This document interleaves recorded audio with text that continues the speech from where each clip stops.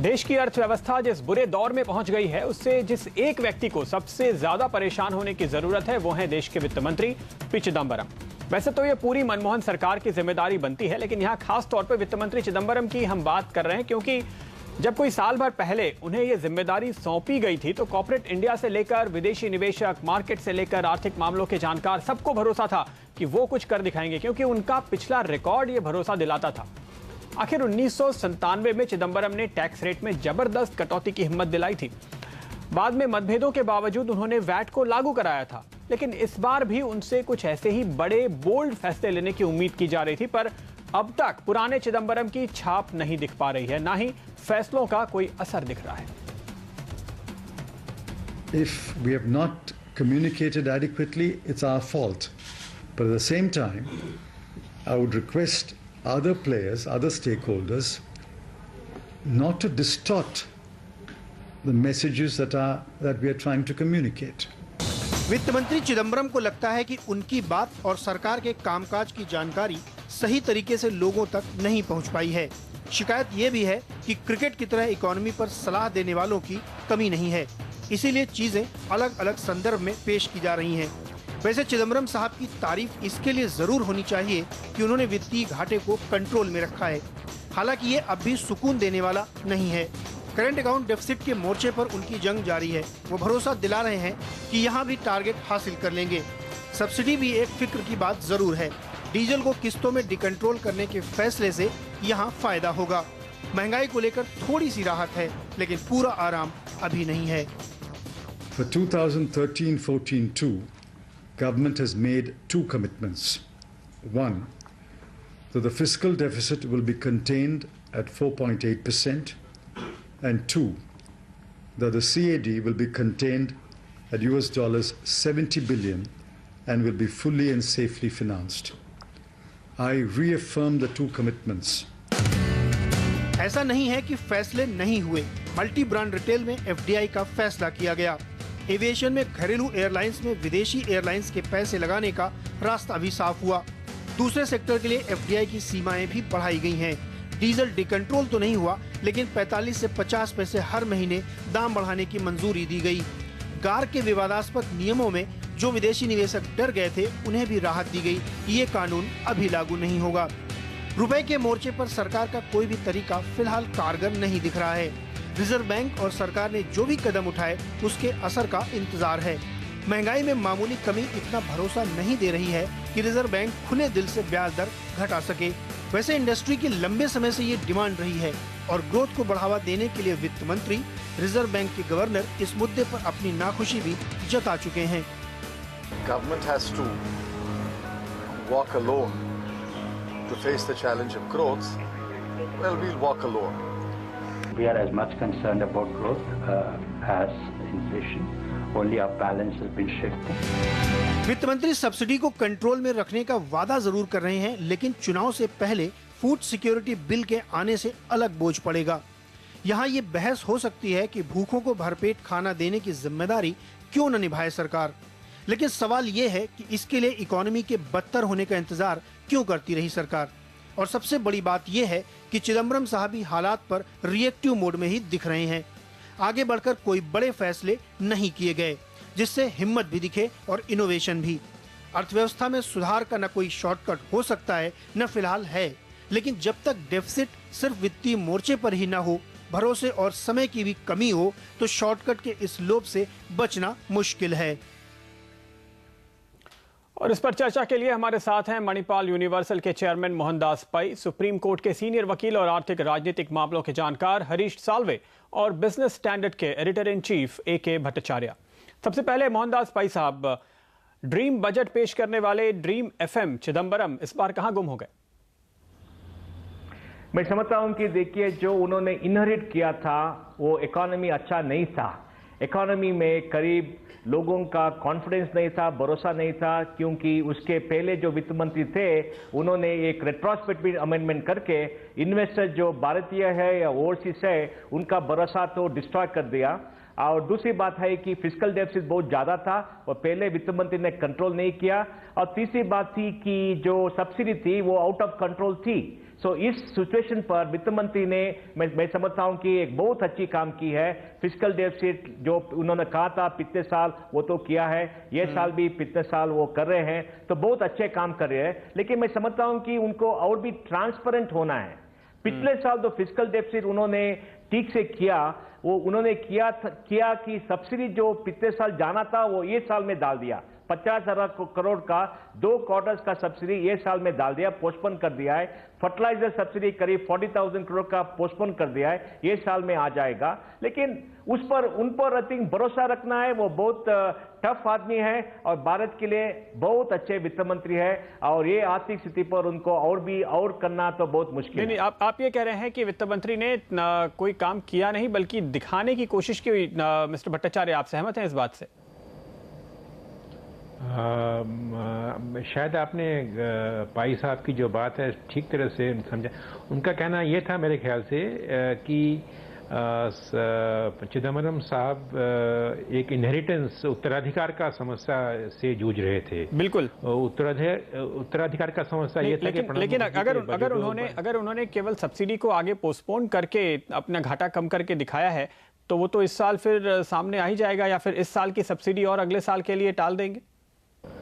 देखिए, वो अगर रनिंग प्रॉब्लम है वो रनिंग प्रॉब्लम रहेगा, पर जो अगर आप फिस्कल डेफिसिट वित्तीय घाटा की बात करते हैं, ये बात आप चिदम्बरम साहब को ये मानना पड़ेगा कि उन्होंने 2012-13 का जो वित्तीय घाटा है वो उन्होंने 90,000 करोड़ का एक्सपेंडिचर का जो एक रिड्यूस किया, उससे 4.9% में फिस्कल डेफिसिट ऑफ जीडीपी आ गया है। तो मैं समझता हूं कि जहां फिस्कल डेफिसिट का टारगेट पिछले साल 5.1% था, उसके बजाय उन्होंने 4.9% में लाकर ये वित्तीय घाटा की वित्तीय जो एक डिसिप्लिन जिसे कहते हैं आप फिस्कल डिसिप्लिन, उसमें उन्होंने एक अच्छा काम दिखाया है। पर उनका प्रॉब्लम रहा करंट अकाउंट डेफिसिट, और करंट अकाउंट डेफिसिट में वो काफी ध्यान नहीं दिए उन्होंने।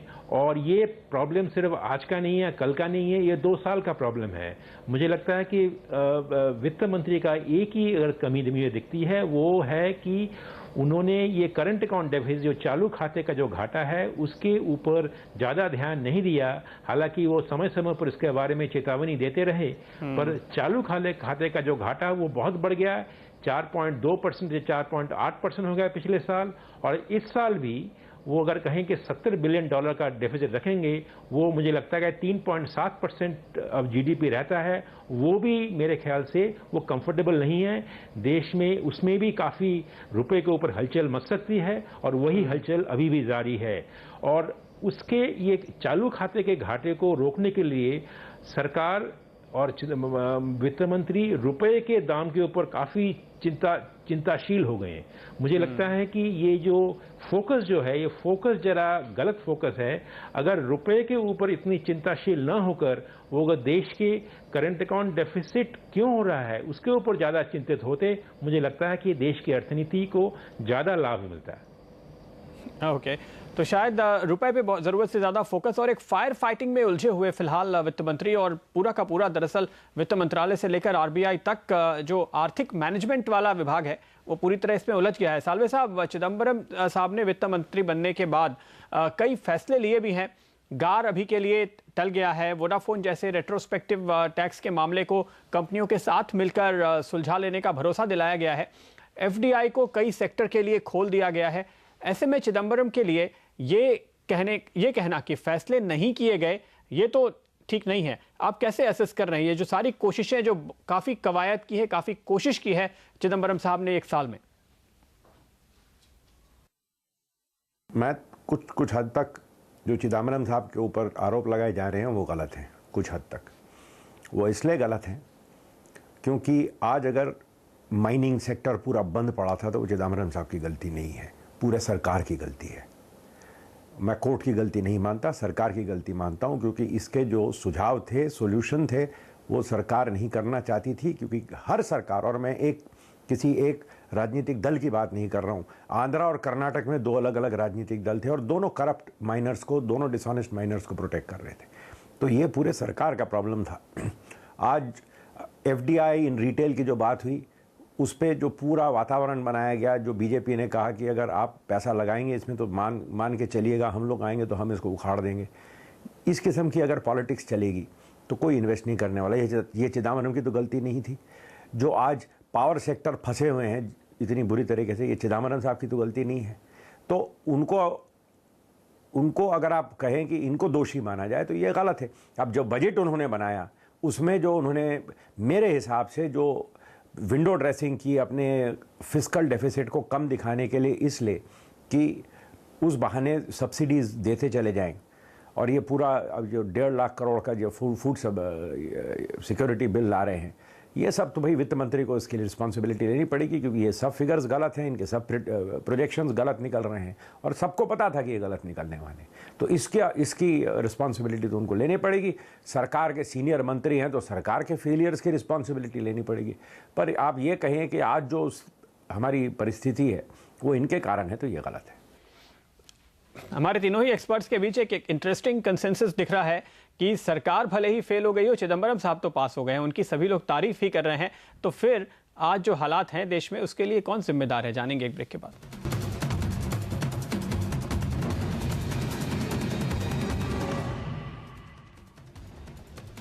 स्वागत है आपका एक बार फिर इस चर्चा में। और ब्रेक पर जाने से पहले हमारे तीनों ही एक्सपर्ट्स की राय ये थी कि सरकार भले ही फेल हो गई हो, वित्त मंत्री के ऊपर उन्हें अभी भी पूरा भरोसा है। लेकिन मिस्टर भट्टाचार्य ये बताइए कि सरकार की नीति है इसलिए उन्हें लागू करनी पड़ी, जैसे कि साल्वे साहब कह रहे थे, तो सरकार चाहती है कि फूड सिक्योरिटी बिल लाया जाए।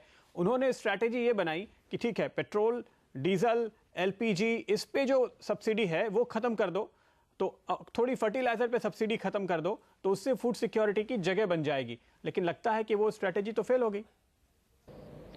नहीं, वो स्ट्रैटेजी मेरे ख्याल से मौलिक रूप से गलत स्ट्रैटेजी था, क्योंकि अगर फूड सिक्योरिटी बिल लाना ही है तो उसके जो इकोनॉमिक इम्पैक्ट होगा, उस इकोनॉमिक इम्पैक्ट को जूझने के लिए डीजल और पेट्रोल के ऊपर निर्भरशील होना बहुत ही गलत स्ट्रैटेजी था मेरे ख्याल से। क्योंकि पेट्रोल और डीजल और एलपीजी के दाम इंटरनेशनल क्रूड ऑयल प्राइस और रुपया का जो विनिमय मूल्य है उसके ऊपर निर्भर करता है। अगर आप देख ही रहे हैं कि पिछले एक महीने में क्रूड ऑयल इंटरनेशनल प्राइस $106 पर बैरल से अब $111 पर बैरल हो गया है। उसी के ऊपर रुपया पिछले 3 महीने में 16% का अवमूल्यन घट गया है। तो उससे जो इम्पैक्ट देश की जो तेल विपणन कंपनियां जो हैं उनके ऊपर जो इम्पैक्ट है वो बहुत ही भारी पड़ रहा है। तो अगर ये कैलकुलेशन था और यही एक स्ट्रैटेजी थी तो वो स्ट्रैटेजी बहुत ही हानिकारक, देश के लिए हानिकारक स्ट्रैटेजी बन सकती है। क्योंकि अगर आप सोचते हैं कि फूड सिक्योरिटी का बिल का इम्पैक्ट तेल के दामों में बढ़ोतरी करके आप कर लेंगे तो मेरे ख्याल से बहुत ही गलत स्ट्रैटेजी होगा। और तेल के दामों में अभी 50 पैसे डीजल के दाम बढ़ रहे हैं महीने में, पर अगले महीने के बाद इलेक्शन आएंगे, उसके बाद ये सरकार इलेक्शन मोड में चली जाएगी। और इधर आपका जो एलपीजी के दाम जो हैं उसमें भी काफ़ी अब जो अंतर जो है, जो मार्केट प्राइस और जो कॉस्ट प्राइस जो है उसमें काफ़ी अंतर आ गया है। तो मुझे तो लगता है कि जो तेल की जो एक प्रॉपर रिफॉर्म होनी चाहिए थी पिछले 2, 3, 4, 5 साल से, वो नहीं हुई। और हमने ये इलेक्शन के आते आते सालों में अब हम सोच रहे हैं कि हम सब कुछ कर दिखाएंगे, उससे सारी जो अर्थनैतिक समस्या जो है और भी जटिल हो गई है मेरे ख्याल से। अगर जब तक ना सरकार, और यही नहीं सरकार, यही नहीं वित्त मंत्री, अगर राजनीतिक अगर सहानुभूति सर्वानुमति न हो कि तेलों के दामों का मार्केट के लिंक्ड प्राइस न हो, तब तक हम मेरे ख्याल से देश की अर्थनीति का जो इतनी गलत जगह में पहुंच गई है उसके जिम्मेदार न ही सिर्फ यह सरकार होगी, सारी राजनीतिक दल संप्रदाय होगी। बिल्कुल, तो केवल शायद वोट पर, चुनावों पर काफी हद तक नजर रख करके दाम कम रखे गए। आज इस राज्य के, कल दूसरे राज्य के चुनाव होते ही रहते हैं, तो आप कभी भी दाम बढ़ाने का फैसला नहीं ले पाए, इसलिए अब मजबूरी में फैसले लिए जा रहे हैं। पर जैसे कि मिस्टर भट्टाचार्य कह रहे हैं कि सरकार इलेक्शन मोड में जल्द ही आ जाएगी। साल्वे साहब, क्या इलेक्शन करीब होने की वजह से अब हम कोई बड़ा फैसला होते हुए नहीं देख पाएंगे? उल्टे हो सकता है कि ऐसे ही पॉपुलिस्ट डिसीजन और आए फूड सिक्योरिटी जैसे? शायद आपका रुपया 65 के आसपास जा रहा है, चिदम्बरम साहब ने इशारा किया हो सकता है 70 हो जाए। ऐसे समय पे जब करंट अकाउंट डेफिसिट बढ़ते चले जा रहा हो, जब फिस्कल डेफिसिट बढ़ते चले जा रहा हो, ऐसे टाइम पे आप 1.5 लाख करोड़ का फ्यूल सिक्योरिटी बिल का खर्चा करना चाहते हो? 4 महीने नहीं रुक सकते आप? क्यों नहीं रुक सकते? क्योंकि इलेक्शन है। तो ये तो पूरा, और सब मानते हैं कि आज आपकी डिलीवरी एफिशिएंसी कितनी है, 40%, 50%, 60%। तो यानी 1,50,000 करोड़ से 60,000 करोड़ तक नुकसान होगा। खुद ही ये कांग्रेस सरकार ने सब सब्सिडी स्कीम्स खारिज कर दी, सब सब्सिडी स्कीम्स खारिज कर दी। डायरेक्ट कैश ट्रांसफ़र लिया है कि लोगों को, जो गरीबों को पैसा बांटना है, पैसा दे दो, वो अपनी मर्जी से खरीदेंगे जो खरीदना है। एकदम पलट के फूड सिक्योरिटी पे क्यों आ गए आप? ठीक है, आप सप्लाई साइड मैनेजमेंट इंप्रूव करिए ना, वो क्यों नहीं इंप्रूव कर रहे हैं? 8 रुपये का प्याज आज 80 रुपये में क्यों बिक रहा है? उसको तो आप इंप्रूव करने को राज़ी नहीं हुए। आप जब कॉरपोरेट डिस्ट्रीब्यूशन आने लगा एग्रीकल्चरल प्रोड्यूस का, रिलायंस ने कोशिश की, भारती ने कोशिश की, बयानी ने कोशिश की, उनको सबको मार दिया आपने। सब पॉलिटिशियन ने मिल के मारा उसको। क्यों मारा उसको? क्योंकि मिडिल मैन से पॉलिटिक्स चलती है। जब तक फार्मर पॉलिटिकल सिस्टम पे डिपेंडेंट हो तो आपकी पॉलिटिक्स चलती। तो खुद आपने सब बर्बाद किया, सप्लाई साइड मैनेजमेंट कर नहीं पा रहे। तो ये सब पॉपुलिज्म चल रहा है, पैसा बांटो लोगों में, गरीबों को ये दिखाओ हम हैं तुम्हारे लिए। तो यही चलेगा। इसलिए तो उस दिन भी मैंने चैनल पे कहा, अब भारत की इकोनॉमिक परिस्थिति सुधारने के लिए सबसे बड़ा और सबसे पहला कदम ये होना चाहिए इलेक्शन। इलेक्शन हो जाए, नई सरकार जो भी आएगी, कांग्रेस आए, एनडीए आए, कि जो भी सरकार आए, फिर उसको जो समय मिलेगा ये पॉपुलिज्म छोड़ के वो खुद देश के लिए कर पाएगी, वरना तो अभी पॉपुलिज्म की रेस चलेगी। भाई साहब, ये बताइए कि अभी तक जहां कुछ देर पहले आप लोग सभी चिदंबरम साहब को क्लीन चिट दे रहे थे, अब देखिए जो खाता खोलकर सामने आया है।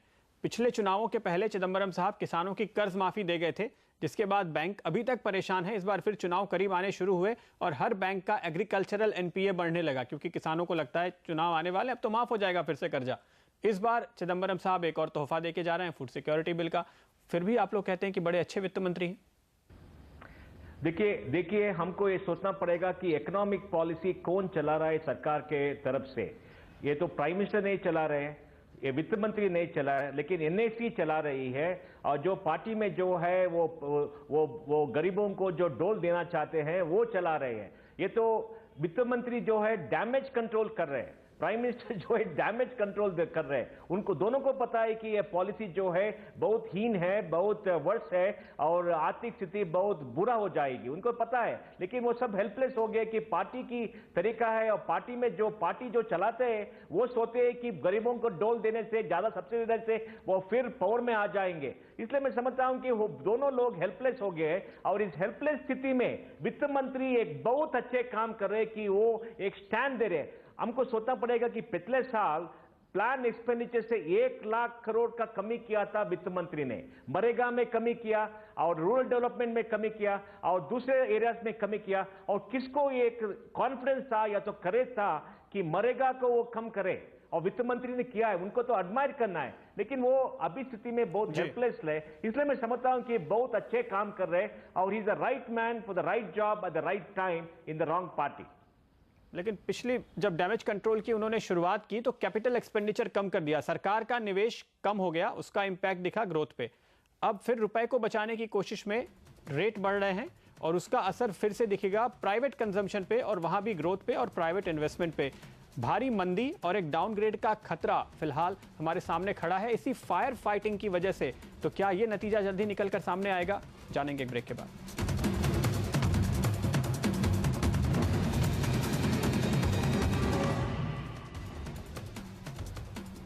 स्वागत है आपका एक बार फिर इस खास चर्चा में। हमारे साथ हमारे एक्सपर्ट्स बने हुए हैं और हम जानने की कोशिश कर रहे हैं कि वित्त मंत्री पी चिदंबरम आखिर कहां मात खा गए इस बार अपनी तमाम कोशिशों में। सालवे साहब, आपकी राय यहाँ पे। एक चीज जो आजकल हो रही है कि हर डिसीजन पर जुडिशरी की मुहर लगने का जैसे एक दस्तूर बन गया है, इससे भी सरकार को फैसले लेने में दिक्कतें आ रही हैं। हालांकि चिदंबरम साहब ने काफी कोशिशें कर ली हैं, लेकिन जो उनकी मूल समस्या है जैसे करंट अकाउंट डेफिसिट की, तो जब तक वो माइंस खुलवाकर यहां से इंपोर्ट शुरू नहीं करते या कोयले की माइंस खुलवा के उससे वो इंपोर्ट बंद नहीं करवाते कोयले का, तब तक उनका काम आसान नहीं होगा। और ये सब कुछ पूरी तरह से अदालतों के हाथ में है। देखिए, मिसेस गांधी के ज़माने में भी जुडिशरी थी। मैं इसमें हमेशा एक ऊंची बात कहता हूँ, ये जो समझने वाली बात है जिसको कहते हैं ना अंग्रेजी में कि नेचर अबोर्स अ वैक्यूम, कभी नेचर में वैक्यूम नहीं होता। तो सरकार पीछे हट रही है तो जुडिशरी आगे बढ़ रही है, सरकार आगे आएगी तो जुडिशरी अपने आप पीछे हट जाएगी। मिसेस गांधी के ज़माने में भी वही कानून था, वही जुडिशरी थी, पर वो सरकार चलाती थी। आज आप हर मुश्किल फैसले के लिए तो आप जुडिशरी के पीछे छुप जाते हो, हर मुश्किल फैसले के लिए कहते हो कोर्ट को फैसला करने दो, हम करेंगे तो हमको गाली पड़ेगी। तो अगर इस किस्म से आप देश चलाओगे तो फिर जहां आपको सूट करता है वहां जुडिशरी का फैसला फाइनल, और जहां आपको सूट नहीं करता आप कहते हो ये जुडिशियल ओवररीच है। तो ऐसा तो नहीं होता। मैं मानता हूं कि आज जो हमारा मॉडल है गवर्नेंस का, ये सही नहीं है। इतना ज़्यादा जुडिशरी पे भरोसा करना, इतना ज़्यादा जुडिशरी पे बोझ डालना, ये गलत है, क्योंकि ये सस्टेनेबल मॉडल नहीं है। पर आज सरकार नहीं चलती तो जजेस को फिर कुछ करना पड़ता है। तो इसको भी सुधार करके एक सिस्टम को बैलेंस में वापस लाना बहुत ज़रूरी है देश को आगे बढ़ाने के लिए। लेकिन अभी जो स्थिति है मिस्टर भट्टाचार्य, तो सरकार कोशिश कर रही है माइंस खुलवाने की, लेकिन उसमें वक्त लगेगा। सरकार ने एफडीआई लाने के लिए तमाम कोशिशें की हैं, लेकिन उसमें भी थोड़ा वक्त लगेगा। तो फिलहाल जितना समय है चिदंबरम साहब के पास, यहां से लेकर के अगले अप्रैल मई तक, जब तक कि चुनाव नहीं होते, इस दौरान क्या कुछ ऐसा आपको नहीं लगता कि सरकार की इन तमाम कोशिशों से, जैसे कि जितनी सब्सिडी घटाने की कोशिश की थी वो रुपए की वजह से सब पानी में बह गया, वैसे ही अब जो कुछ कवायद कर रहे हैं, अगर अपना घाटा काबू में नहीं ला पाए, मंदी और बढ़ी, तो कहीं एक डाउनग्रेड तो नहीं हो जाएगा सामने? देखिए, ये जो एक आर्गुमेंट अब करंट है कि सरकार के पास लेजिस्लेटिव हर्डल्स हैं, लैंड बिल पास नहीं करा सकती, इंश्योरेंस बिल पास नहीं करा सकती, पार्लियामेंट में लॉक जाम है, ऑपोजिशन पार्टी उनके साथ नहीं दे रही। हाँ, मैं मानता हूँ इसमें से काफ़ी एक्शंस, डिसीशंस जो लेने चाहिए थे सरकार को, जिससे कि अर्थनीति को काफ़ी सहूलियत होती, वो नहीं हो सके। पर ये मानना भी गलत होगा कि सरकार ये लेजिस्लेटिव बिल्स के परिवर्तन लाने के बिना और भी बहुत सारे काम है सरकार कर सकती है। मान लीजिए सरकार के पास इतने सारे प्रोजेक्ट्स जो एग्जीक्यूटिव डिसीशंस के लिए रुके हुए हैं, 1,70,000 करोड़ के प्रोजेक्ट्स रुके हुए हैं जो कैबिनेट कमेटी ऑन इन्वेस्टमेंट को क्लियर करना है। अभी उसमें से 70,000 करोड़ के प्रोजेक्ट्स एनवायरमेंट मिनिस्ट्री को क्लियर करना है। इस तरह से आप अगर एक लिस्ट बना लें तो अगर देखें कि ये अगर सारे जो प्रोजेक्ट्स हैं ये कोई मतलब लेजिस्लेटिव हर्डल्स से नहीं रुके हुए हैं, ये रुके हुए हैं सरकार की जो एक डिसीजन लेने की जो व्यवस्था जो है, उस व्यवस्था में संस्कार या सुधार नहीं हुआ है, और वो डिसीजन जो निर्णय लेने की में देरी हो रही है सरकार को। तो मेरा मानना ये है कि हाँ, कि जो लेजिस्लेटिव हर्डल्स तो हैं सरकार के पास, तो जो सरकार ज्यादा हर्डल है सरकार की अपनी ही एडमिनिस्ट्रेटिव हर्डल्स। बिल्कुल भट्टाचार्य साहब, तो जो सरकार नहीं चल रही है, चूंकि हम जो है हमने अंग्रेजों से अपना सिस्टम पूरा का पूरा कॉपी किया है, काफी हद तक ऐसा कहा जाता है, तो वहां पे ये माना जाता है कि कैबिनेट में कलेक्टिव रिस्पॉन्सिबिलिटी होती है, तो सारे के सारे मंत्रियों की रिस्पॉन्सिबिलिटी होगी। और उस लिहाज से भी चिदंबरम साहब ये नहीं कह सकते कि मैं तो कर रहा हूं लेकिन दूसरे मंत्री नहीं कर रहे, दूसरे मंत्रालय में फाइल लटकी हुई है। लेकिन बहरहाल इन तमाम मंत्रालयों और अदालतों और तमाम चीज़ों की खींचतान के बीच जनता जरूर अटकी हुई है, और शायद लगता है, जैसे कि सालवे साहब कह रहे हैं, कि उन्हें अगले चुनाव तक इंतजार ही करना पड़ेगा, तभी कोई कारगर कदम उठाने शुरू होंगे सरकार की ओर से। फिलहाल आप सभी का बहुत बहुत शुक्रिया इस चर्चा में शामिल होने के लिए। नमस्कार।